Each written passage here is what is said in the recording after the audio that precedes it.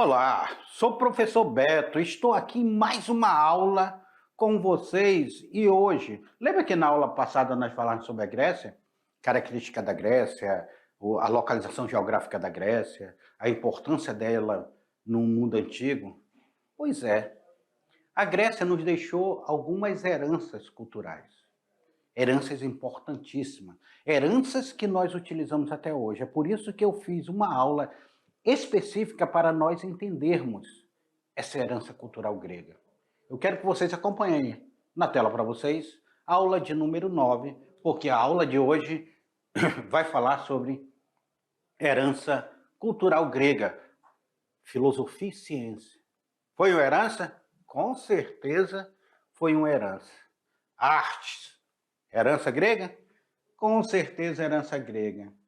Religião e mitologia, herança grega? Com certeza, herança grega. E a interação cultural com o Oriente também. Então, a gente já começa falando sobre filosofia e sobre ciência. O que nós chamamos de filosofia? O que nós chamamos de ciência? Teorema, alguém já ouviu falar em teorema de Pitágoras? A soma dos quadrados, dos catetos, é igual o quadrado da hipotenusa? Pois é, olha aqui, ó, a soma dos quadrados. Tudo isso vem dentro da Grécia Antiga, que traz a Grécia Antiga aqui para vocês. Então, vem cá comigo, alunos, porque quando nós falamos de arte, ciência, a ciência e a filosofia, elas serão importantíssimas para nós entendermos o mundo de hoje, ok?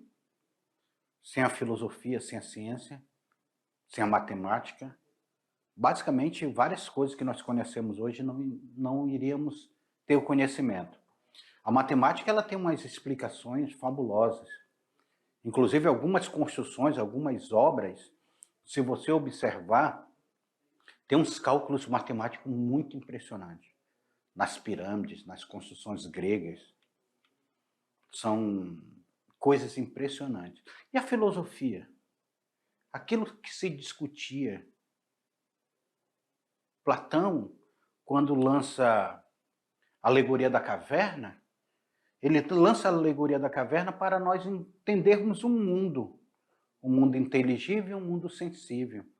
A filosofia, quando ela analisa o nosso aprendizado pelos sentidos, sabe os 5 sentidos? O tato, olfato, a audição, a visão e o paladar. Imagine vocês sem esses 5 sentidos. Se você perde a audição, Muitos alunos da nossa mediação não têm audição. Quando perde a audição, não consegue falar. É por isso que um surdo não consegue falar. A língua dele está perfeita, só que as cordas vocais dele são perfeitas, só que ele não consegue falar porque ele não escuta. Imagine vocês perderem o olfato. Tudo tem o mesmo cheiro. Meu Deus do céu, isso aqui, quem pegou Covid sabe muito bem o que é isso. Quando você perde o paladar, gente, aquela comida maravilhosa, deliciosa, você coloca ela na boca, ela tem um gosto de borracha.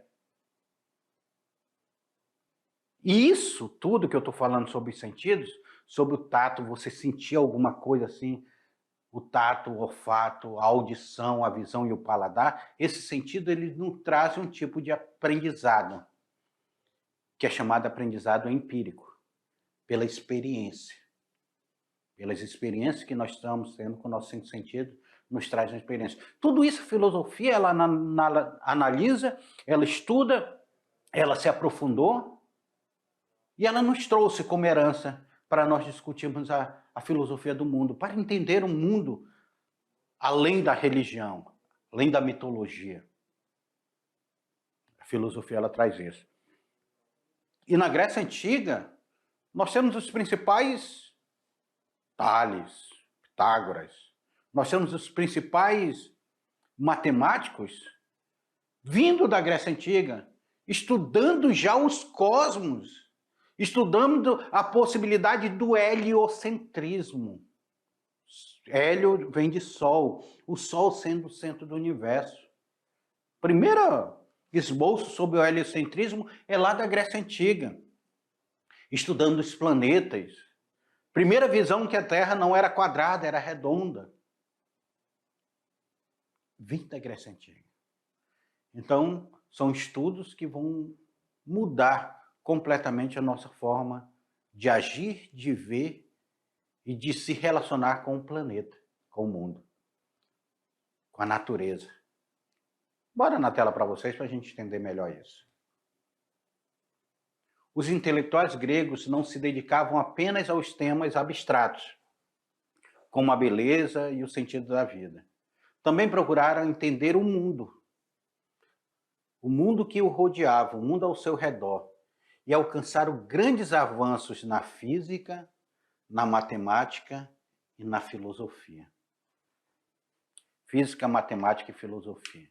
E a gente começa com a filosofia. Vamos lá para a filosofia. Atenas foi palco do desenvolvimento filosófico durante o período clássico da Grécia Antiga. Os filósofos gregos pensavam e criavam teorias para explicar a complexa existência da humanidade. Como é que a humanidade surgiu? De onde ela veio? Como ela se formou? Os comportamentos dos sentimentos. Podemos destacar como principais filósofos gregos, nós temos Sócrates, que é chamado pai da filosofia moderna.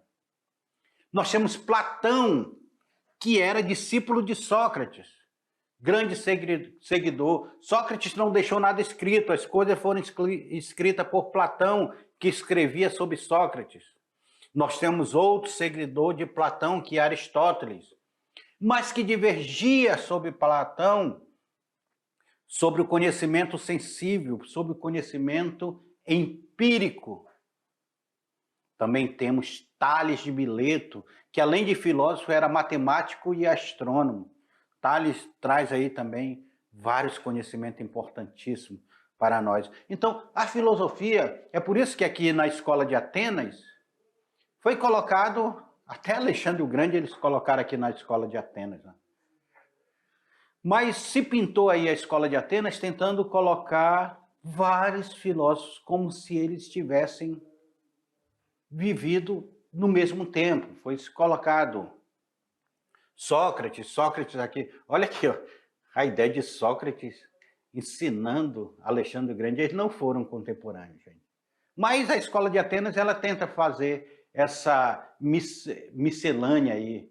Colocou Sócrates, colocou Platão e Aristóteles aqui, ó, como filósofos principais, vindo discursar na escola de Atenas, se debatendo, cada um com seu livro. Esses livros que eles trazem na mão, cada um traz suas teorias. E vários outros filósofos que vão estar aí e vão ser grandes ensinadores dessa arte do pensar, do analisar o mundo. Muito legal a escola de Atenas. Na filosofia, nós temos o estoísmo. Zenon de Cítion, quando fala Zenon de Cítion, geralmente é a cidade onde ele nasceu, tá? Aqui, Empírico de Samos, a cidade onde nasce, de onde ele é. Fundada por Zenon de Pirro, o estoísmo defendia a felicidade como equilíbrio interior. O homem deveria aceitar a serenidade, a dor e o prazer, a aventura e o infortúnio. Isso ele dizia que era a felicidade. O estoísmo ele trabalha mais ou menos isso. Lá em filosofia o professor vai aprofundar mais sobre esses assuntos. Epicurismo, fundada por Epícoro de Samos, que pregava a obtenção do prazer à base da felicidade humana. Ceticismo, uma pessoa cética, uma pessoa fundada por Pirro, caracterizava pelo negativismo. Ele é cético, vamos negar isso daqui até o momento que nós podemos negá-lo. e defendia que a felicidade consistia em não julgar as coisas alguma, desprezava as coisas materiais. O cético ele dizia que nada existia, que aquilo, para o cético, só para vocês terem uma ideia aqui, para o cético, o conhecimento é algo inatingível sobre o conhecimento, porque ele dizia que quando você passa a conhecer alguma coisa, tem muito mais coisas para conhecer do que você conheceu até aquele momento. Vamos supor, você conhece uma árvore, uma castanheira. Mas será que é só conhecer que aquilo é uma castanheira? E dizer que você precisava se aprofundar no estudo daquela castanheira, na metamorfose dela, como ela tirava energia, como ela sugava nutrientes do solo. Então começava a entrar num conhecimento tão profundo, que você jamais iria alcançar o conhecimento completo sobre aquela castanheira. O cético ele dizia assim, ele dizia, peraí, isso existe? E ele começava a questionar se aquilo existia.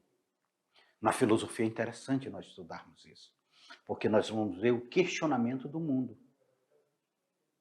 Seguindo aí na tela para vocês. Sócrates. Sócrates. O período tem como marco principal o pensamento desenvolvido por Sócrates, que foi de 469 a 399 a.C. Tanto é que nós dizemos que a filosofia moderna, ela começa na filosofia socrática, o pós-socrático, depois de Sócrates. Sócrates é conhecido como o pai da filosofia, mesmo não sendo seu precursor, ou seja, mesmo não sendo o primeiro filósofo. Ele estruturou a forma de buscar pelo conhecimento que fundamentou a filosofia. Daí o termo período socrático. Sócrates, ele vai dizer, só sei que nada sei, os filósofos da antiguidade, porque ele dizia que quanto mais eles sabiam, menos eles sabiam. Conheça-te a ti mesmo. Frase. Conhecer a si mesmo, passar a conhecer, é você analisar quem é você. Quem é você filosoficamente? Quem é você socialmente? Quem é você dentro do mundo? Qual o seu papel dentro do mundo? A filosofia ela traz esse conhecimento importantíssimo para a humanidade. Na tela. Joguem na tela. Aí, ó. Nós temos aí a ciência, a matemática. Sobressaíram Euclides e Arquimedes, que desenvolveram a geometria. Euclides utilizou a geometria nos seus estudos de física. A física mecânica mereceu também atenção especial por parte de Arquimedes, tornando possível a invenção de novas armas de ataque e defesa. A física, gente. A física de Arquimedes. A física de Euclides. A matemática. Então, a matemática ela é considerada uma das primeiras ciências. A matemática. O raciocínio matemático ele vai ser como um raciocínio da primeira ciência. Inclusive, alguns filósofos vão dizer que não existe conhecimento fora da matemática. A matemática ela tem esse processo de conhecimento fabuloso. E a matemática ela tenta explicar o mundo de forma matemática. Quando você pega um castelo desse aqui, basicamente você tem que fazer cálculos matemáticos, cálculos de física, para que uma coisa não fique mais pesada que a outra, algo caia, uma torre dessa caia. Tem todo um estudo matemático. Armas na física, como é que vai jogar uma pedra, fazer uma arma que dispare uma pedra em fogo, tudo isso ali, a física tentando estudar, tentando explicar, tentando colocar dentro da utilização para o cotidiano, principalmente da guerra que eles vão utilizar. Mas a matemática ela tenta explicar o mundo, tenta explicar a origem das coisas também. Sabiam disso? A matemática ela é muito mais profunda daquilo que a gente estuda no nosso cotidiano. E grande parte das coisas que estão ao redor de nós envolve matemática. Ela está presente em quase tudo que está ao redor de nós. Vamos lá? Tela para vocês. Astronomia. Será que tinha estudo de astronomia? E muito.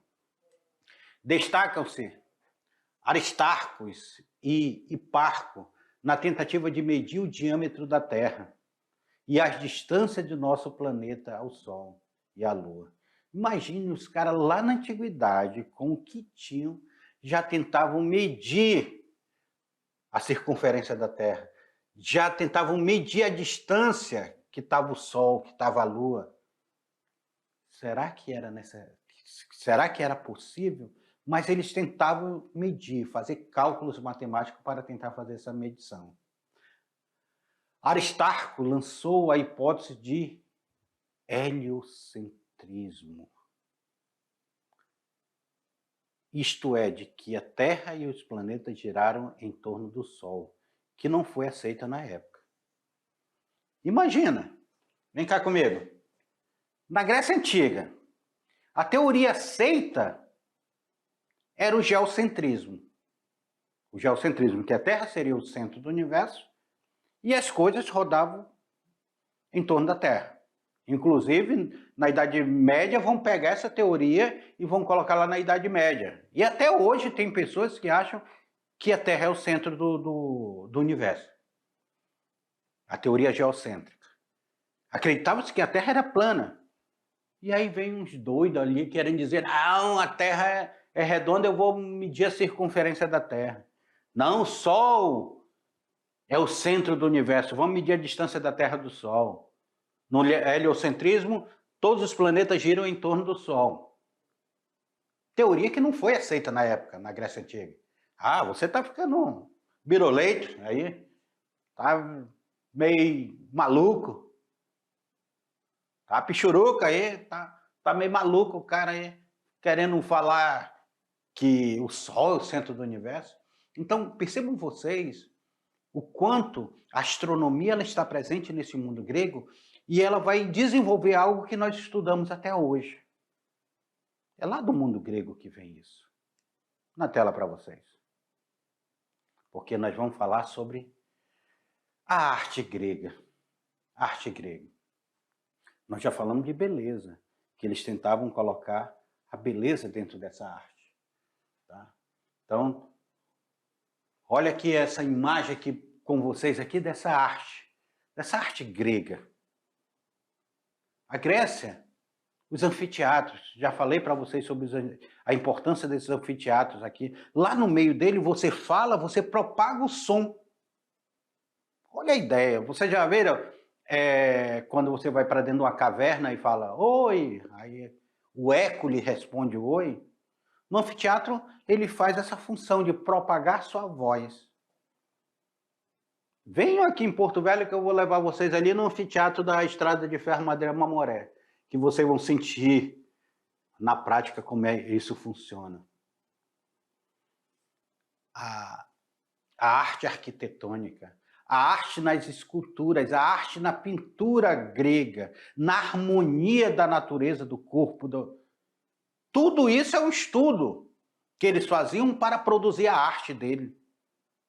A arte no teatro, a arte na literatura. Na tela para vocês. Na Grécia Antiga, é considerada como uma civilização de grande esplendor cultural. Os gregos desenvolveram a filosofia, que nós já vimos, desenvolveram a arte e desenvolveram a tecnologia, que nós já vimos aí. As questões tecnológicas. Se não bastasse, é lá na Grécia que nós temos os esportes e muito mais outras invenções que vêm do mundo grego. Tamanha era a importância dessa cultura que os romanos, quando vão invadir a Grécia, quando invadiram a Península Balcânica ali, porque a Grécia ela fica ali na Península Balcânica, não resistiram e beberam nessa esplêndida fonte cultural. É. Quando os romanos chegam lá na Grécia, que é a cultura helenística também se desenvolvendo, essa cultura greco-romana, olha aí como foi chamado greco-romana, sabe por quê? Porque o mundo romano ele dominou grande parte ali da Europa, da Península Balcânica, ali onde fica a Grécia. Já falei que a Grécia é insular, peninsular, e ali tem a Península Balcânica. E os romanos, quando dominaram, que se depararam com a arte grega, eles disseram, meu Deus do céu, como é que esse povo desenvolveu isso? E os romanos, que também já tinham uma cultura desenvolvida, eles vão pegar essa arte grega, vão pegar as esculturas gregas, vão pegar a arquitetura grega e vão trazer para o Império Romano, desenvolvendo a cultura helenística. É por isso que nós dissemos que na Idade Antiga, o desenvolvimento filosófico, intelectual, artístico, cultural, foi grandioso. Grandiosidade dessa que vai ser apagada um pouco na Idade Média.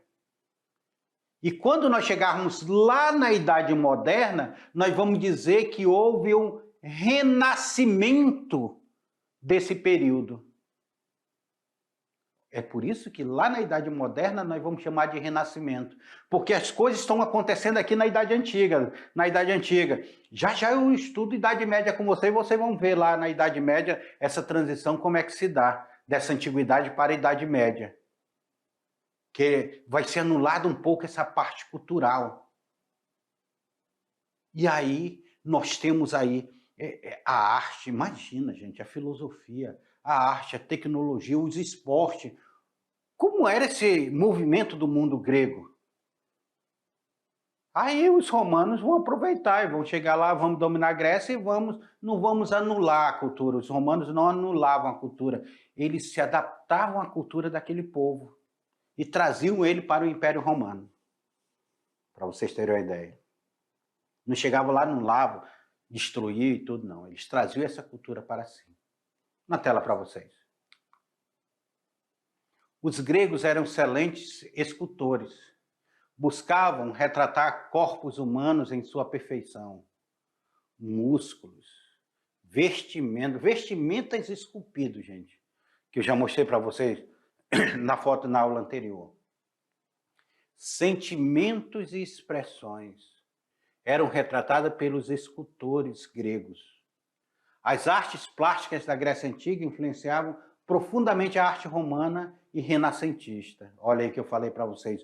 Quando nós chegarmos lá no Renascimento, lá no século XV, vamos fazer aqui.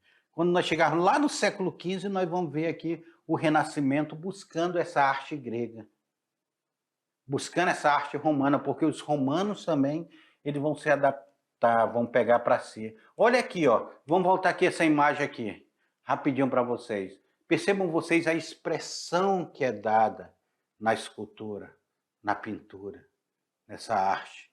Uma expressão de luta, cada um. Os cara esculpiu a expressão, a musculatura que é esculpida, tentando buscar a perfeição. As pedras de mármores que fizeram as colunas gregas, que se empilharam ao longo do tempo. Então, tudo isso daqui está dentro dessa característica dessa cultura grega. E o teatro? Ah, o teatro. Os gregos eram apaixonados pelo teatro. As peças eram apresentadas em anfiteatros ao ar livre. Os anfiteatros, já mostrei para vocês a função desse anfiteatro. E os atores representavam usando máscaras. As comédias, dramas e sátiras retratavam principalmente o comportamento e o conflito do ser humano. Ésquilo e Sófocles foram os dois mais importantes escritores de peças de teatro da Grécia Antiga. Então, vem cá comigo. Os gregos, eles têm isso no teatro. Eles têm essa representação do teatro. o teatro como uma expressão da alma. Eles usavam máscara, se era comédia, era aquela máscara alegre para dar o sorriso, se era tragédia, aquela máscara triste. Hoje nós chamamos isso de emojis. Não tem os emojis lá? Lá eram as máscaras que faziam isso, esse papel. E o teatro tinha aquelas máscaras, aqueles monumentos, aquelas apresentação. Era algo fabuloso, algo sensacional, algo extraordinário na Grécia Antiga. Na tela aí, para a gente continuar nossa aula, porque nós vamos falar sobre arquitetura. Não podemos deixar de falar sobre arquitetura grega. Tanto é que existem estudiosos específicos para analisar só essa arquitetura grega. Uma das formas de se estudar a arte grega se dá por meio dos formatos das colunas, que definiam o estilo de cada uma delas. Aí que eu quero que vocês observem. Ó. As colunas dóricas eram colunas sem base e com extremidade superior, mais conhecida como capitel, ou seja, curva. Isso era característica da coluna dórica. Quando os estudiosos eles chegam, eles já identificam isso como uma coluna dórica. As colunas jônicas tinham extremidades inferiores e superiores adornadas com 2 voltas. E as colunas coríntias eram uma mistura de estilo dórico e jônio. Então, os estudiosos da arquitetura grega, vem cá comigo, os estudiosos da arquitetura grega, eles já definem, eles olham a coluna, aquela coluna da construção, e eles tentam colocar em qual período foi feita aquela obra. A que ela se referia? Era uma coluna dória? Sem a base? Só em cima? Só na extremidade superior? Ou seria uma coluna jônica? Ou seria a mistura dessas duas, da coluna dória, da coluna jônica e fazendo a coluna coríntias? Era assim. Não, não é o Corinthians o time, não. A coluna lá do povo coríntios. Então, essa característica da arte, ela nos fala também sobre a Grécia. Ela nos traz esse período grego. Ok? Continuando nossa aula na tela para vocês aí, porque agora nós vamos falar sobre essa interação da cultura com o Oriente. Cultura helenística. Porque além aqui da Grécia, aqui, ó, a Grécia, ela fica próximo do Mar Mediterrâneo. E o Mar Mediterrâneo é o que liga o Oriente ao Ocidente. E o Oriente, nós temos aqui uma característica muito grande. Fica comigo, na tela aqui comigo, porque nós estamos aqui, ó, vendo essa característica. O Mar Mediterrâneo ele tem uma importância histórica muito grande, até porque é um mar que fica entre a África e a Europa. Aqui em cima a Europa e aqui embaixo a África.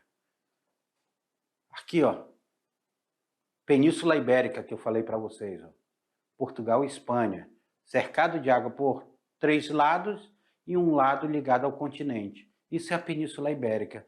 Aqui nós temos a Península Itálica. A Itália teve muita influência da Grécia por estar próximo aqui da Grécia. Nós temos aqui cidades que são bem características aqui, a cidade grega. Eu fui em cidades aqui na Itália que parecia muito com cidades gregas. A Grécia aqui, ó, que fica no Mar Mediterrâneo, fica entre o Mar Jônio, o Mar Mediterrâneo, o Mar Egeu. Aqui o Mar Egeu foi fundamental para o mundo grego. Eles têm esse contato também com o Oriente. E eles vão trazer da cultura oriental. Há uma mistura com a cultura oriental. Bom nós observarmos isso. Na tela para vocês. A cultura helenística, ou helenismo, foi o resultado da fusão dos elementos da cultura helênica grega com a cultura ocidental. Destaca-se como os elementos originais e marcantes que caracterizou a região conquistada pelo Império de Alexandre Magno.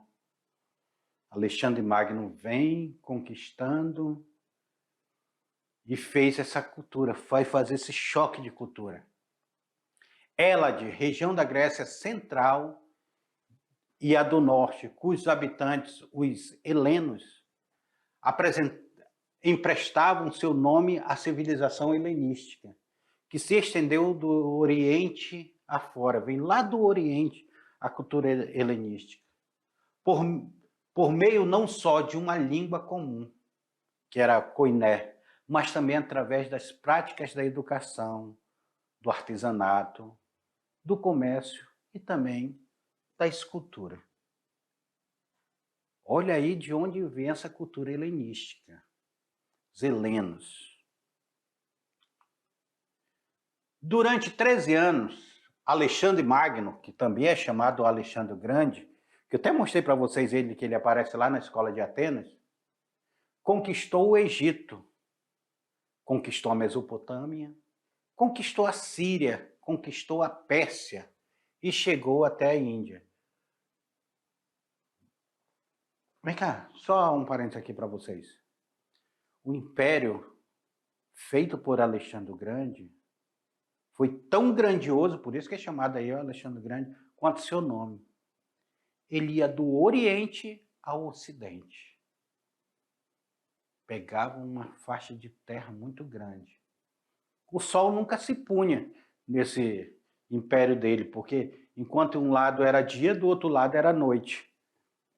E assim vice-versa. E o Alexandre ele teve essa importância. Inclusive, ele vai estudar com um grande filósofo. Vai estudar filosofia, vai estudar arte, vai pegar da Grécia Antiga também os seus ensinamentos. E vai crescer sendo ensinado e vai formar um grande império. Voltando aí na tela para vocês. A cultura helenística substituiu a concepção clássica de que o homem é a medida de todas as coisas. Ela vai substituir isso pelo monumentalismo, pessimismo, negativismo e relativismo. Pessoal, eu não vou me aprofundar nisso aqui, porque em filosofia vocês vão estudar isso aqui. O professor de filosofia vai trazer para vocês essa característica do helenismo dentro desse, o que é o monumentalismo, o que foi a filosofia do pessimismo, que ainda agora deu uma pincelada para vocês, o negativismo, o relativismo, tudo isso está dentro do processo filosófico. Os principais centros de difusão dos valores do helenismo e da cultura helênica foram Alexandria, que ficava no Egito, Pérgamo, que ficava na Ásia Menor, e a ilha de Rhodes, que ficava no Mar Egeu, que difundiram o helenismo. Falando em Alexandria, eu trouxe para vocês aqui uma das 7 maravilhas do mundo antigo, o Farol de Alexandria. Farol de Alexandria, que era visto aos navegadores que chegavam, a cidade tão desenvolvida, essa cidade da cultura helenística, a cidade de Alexandria. O helenismo desenvolveu uma arquitetura onde predominava o luxo e a grandiosidade. A Biblioteca de Alexandria com milhares de papiros. O Farol de Alexandria, uma das 7 maravilhas do mundo antigo. E o altar de Pérgamo, dedicado a Zeus. Tudo isso lá em Alexandria. Então, essa cultura helenística ela está bem caracterizada em Alexandria. Mas vamos falar sobre a Biblioteca de Alexandria. Olha aí, ó. Aí seria a Biblioteca de Alexandria cheia de papiros. Imagina o conhecimento que se tinha aí. E sobre a religião? O que é mitologia?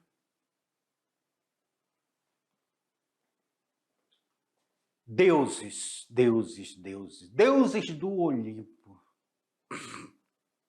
Zeus é o deus dos deuses, mas Zeus tinha conflito com seus irmãos, Deus tinha filhos, Deus descia a terra e tinha filho com humanos, que davam os heróis, entre ele e Hércules, que teve as 12 missões. Então, a mitologia grega, por isso que nós temos um texto complementar hoje, que fala sobre a mitologia grega, que vocês vão estudar, para vocês se aprofundarem. A mitologia grega traz um deus para cada função. Zeus, o deus do trovão, Hades, os deuses da profundidade. Tem até um filme legal para você assistir, bem divertido, Percy Jackson e o Roubo do Raio.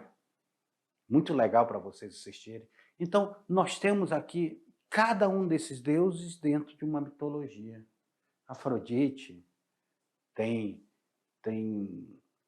o deus da beleza, o deus da caça, o deus do vinho, cada um uma função de um deus. Vamos na tela para vocês, para a gente ver algum deles aí. Ó.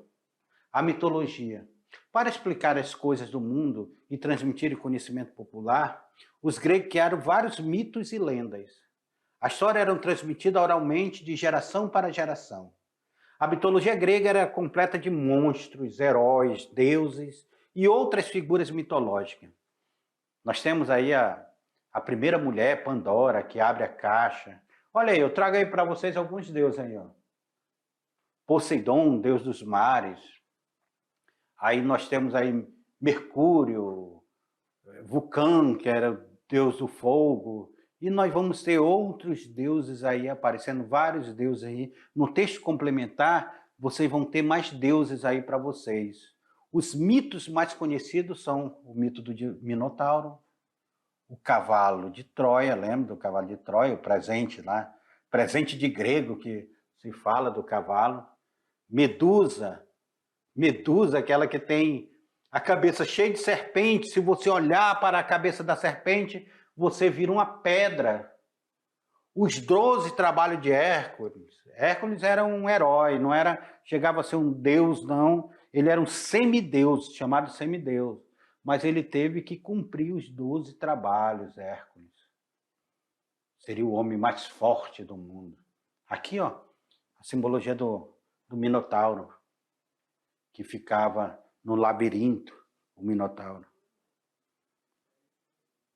E falando de mitologia, eu trouxe esse texto complementar para vocês. Né? O material complementar fala sobre deuses gregos. As principais entidades da mitologia grega. Produzido por Segredos do Mundo, acessado em 20 de dezembro de 2022. Disponível aqui, ó, Segredo do Mundo. Mas eu mandei para vocês esse material complementar. Vem cá, alunos. Para lá.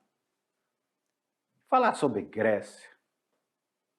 Eu me encanto falar sobre Grécia, sou apaixonado pelo esse mundo grego, porque é o mundo grego que ele nos traz um conhecimento filosófico, um conhecimento cultural, um conhecimento matemático, um conhecimento da física, um conhecimento da astronomia, nos traz a arte, nos traz um engrandecimento de uma nação que nunca foi uma nação mais complexa, mas que o seu povo se organizou nas suas cidades e estados e cada uma cidade e estado trouxe sua importância.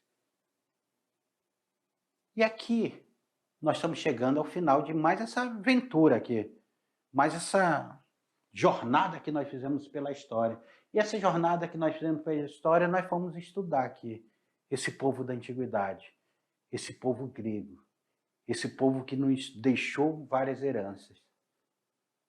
E eu espero que vocês tenham gostado da aula, porque nós voltaremos depois fazendo a revisão e a atividade dela. Até lá.